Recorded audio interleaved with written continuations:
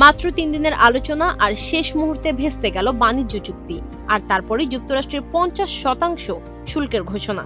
জবাবে কানাডারও পাল্টা হুঁশিয়ারি। দীর্ঘদিনের দুই মিত্র দেশ যুক্তরাষ্ট্র ও কানাডার মধ্যে বাণিজ্য যুদ্ধ এবার নতুন মোড়ে।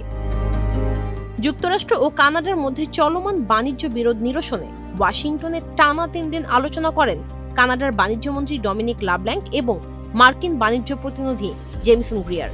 যুক্তরাষ্ট্রের দাবি, কানাডাকে ইস্পাত, অ্যালুমিনিয়াম, গাড়ি ও কাঠের ক্ষেত্রে শুল্ক ছাড় সহ বিশেষ সুবিধার প্রস্তাব দেওয়া হয়েছিল। পাশাপাশি ডিজিটাল বাণিজ্য, গুরুত্বপূর্ণ খনিজ এবং সরবরাহ ব্যবস্থা নিয়েও বড় অংশীদারিত্বের প্রস্তাব ছিল। কিন্তু শেষ মুহূর্তে সেই চুক্তি আর হলো না। মার্কিন বাণিজ্য প্রতিনিধি অভিযোগ করেন, কানাডা নতুন দাবি তুলেছে এবং আগের কিছু প্রতিশ্রুতি থেকে সরে এসেছে।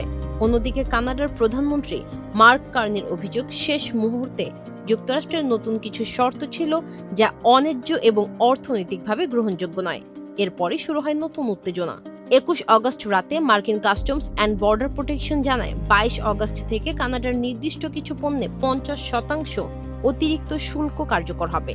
দুগ্ধপণ্য, অ্যালকোহল এবং কিছু মোটরযান সহ প্রায় $20 মিলিয়ন কানাডীয় পণ্য এই শুল্কের আওতায় পড়বে বলে জানিয়েছে ট্রাম্প প্রশাসন।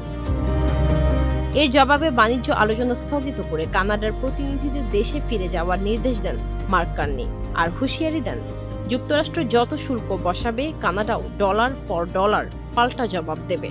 কার্নির ভাষায়, যুক্তরাষ্ট্র কানাডার প্রায় $28 বিলিয়ন পণ্যে 50% শুল্ক বসাতে যাচ্ছে।